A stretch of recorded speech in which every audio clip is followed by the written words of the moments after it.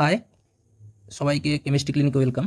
তো পুজো মোটামুটি ওয়েস্ট বেঙ্গলের জন্য যারা আছে, ওয়েস্ট বেঙ্গলের জন্যই বানাচ্ছি আমি ভিডিওটা। তারা পুজোটা খুবই ভালোভাবে কাটিয়েছো, আর সবাইকে শুভ বিজয়া। তো রাউন্ড টুর কাউন্সিলিং এবং অ্যাডমিশন ডান, পুজোও কাটালে, এরপর রাউন্ড থ্রির জন্য তোমরা ফোকাস করো।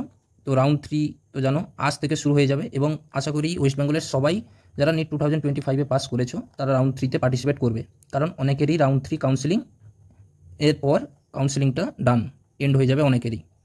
তো তোমরা আশা করি দেখে নিও, আশা করি জানো তোমরা ডেটগুলো, বা যদি না জানো ডেটগুলো দেখে নিও। যেটা 15 তারিখ 15ই সেপ্টেম্বর একটা শিডিউল দিয়েছিল, সেই শিডিউল অনুযায়ী রাউন্ড থ্রি কাউন্সিলিংটা হবে। তো রাউন্ড থ্রি কাউন্সিলিংয়ের ডেটগুলো, ইম্পর্টেন্ট ডেটগুলো জেনে নিও, কারণ এখানেই সবাই পার্টিসিপেট করে রাউন্ড থ্রিতে। তো রাউন্ড থ্রি যেটা অনলাইন রেজিস্ট্রেশন এবং ফি পেমেন্টের ডেট, সেটা আজ থেকেই শুরু হচ্ছে, আজ থেকেই 8 তারিখ অবধি চলবে। আর রেজিস্ট্রেশন এবং ফি পেমেন্ট করার পর একটা প্রোফাইল লেটার জেনারেট হবে, এবং তার নিচে লেখা থাকবে কোন সেন্টারে গিয়ে তোমাদের ডকুমেন্টস ভেরিফিকেশন করাতে হবে। সেইটা তোমাদের 7 থেকে 9 তারিখ অবধি ডেট আছে। আর সিট ম্যাট্রিক্স, যেটা মোস্ট ইম্পর্টেন্ট, সবার নজর কিন্তু সিট ম্যাট্রিক্স দিকেই থাকবে। তার কারণ হচ্ছে অনেকেরই এইটার উপর নজর থাকবে, তার কারণ হচ্ছে না পেলে গেল, মানে 2026-এর জন্য আবার পড়তে হবে। আর বলে রাখি আগে থেকে, আনরিজার্ভ যারা আছো, যারা কমেন্ট করছো যে যার 46,000 আরও র্যাঙ্ক আছে, তারা কিন্তু আশা করি পাবে না, গভর্নমেন্ট মেডিকেল কলেজ পাবে না। তোমরা কিন্তু স্টেট কোটায় ঢুকতে চাইলে স্টেট কোটায় অ্যাডমিশন নিতে পারো, বা নিট 2026-এর জন্য যদি তোমরা পড়তে মানে শুরু করতে চাও তো শুরু করে দেবে, তার সেটাই বেটার হবে।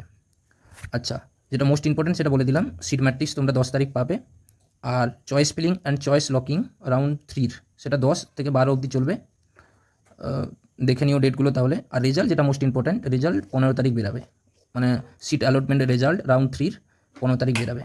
আর যেটা অ্যাডমিশন নেবে তোমরা, যে যে কলেজে তোমরা পেয়েছো, তোমরা তাহলে অ্যাডমিশন নেবে 16 থেকে 18 তারিখ অবধি।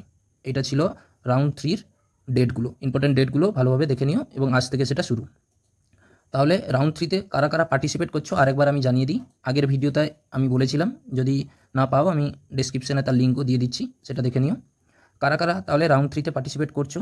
ফ্রেশ রেজিস্ট্রেশন যারা করবে অনলি ফর রাউন্ড থ্রি, মানে রাউন্ড ওয়ানে এবং রাউন্ড টুতে পার্টিসিপেট করোনি, রাউন্ড থ্রিতে পার্টিসিপেট করছো, তারা তাহলে রাউন্ড থ্রিতে ইন জেনারেল যেরকম ডকুমেন্টস ভেরিফিকেশন করার পর চয়েস ফিলিং, চয়েস লকিং সব কিছু করবে। আর যারা রাউন্ড টুতে কলেজ পেয়েছো এবং আপগ্রেডেশনে গেছো, তারাও তাহলে চয়েস ফিলিং করবে, সেটা একটু দেখে শুনে চয়েস ফিলিং করো তোমরা। আর যারা রাউন্ড ওয়ানে অ্যাডমিশন নিয়েছো, রাউন্ড টুতে কোনো কলেজ পাওনি, তারাও কিন্তু জাস্ট চয়েস ফিলিং থেকে শুরু করবে, ঠিক আছে? অনেক ক্যান্ডিডেট আছে যারা রাউন্ড ওয়ানে অ্যাডমিশন নিয়েছিলে, রাউন্ড টুতে আপগ্রেডেশনে গেছিলে, কোনো কলেজ পাওনি, তো অটোমেটিক তোমরা রাউন্ড থ্রিতে চয়েস ফিলিং করবে, আর কিছু করার দরকার নেই। আর যারা রাউন্ড ওয়ানেও পার্টিসিপেট করেছিল, কলেজ পাওনি, রাউন্ড টুতেও পার্টিসিপেট করেছিলে, কোনো কলেজ পাওনি, তারাও জাস্ট চয়েস ফিলিং করবে, কোনো রকম ঝামেলা নেই।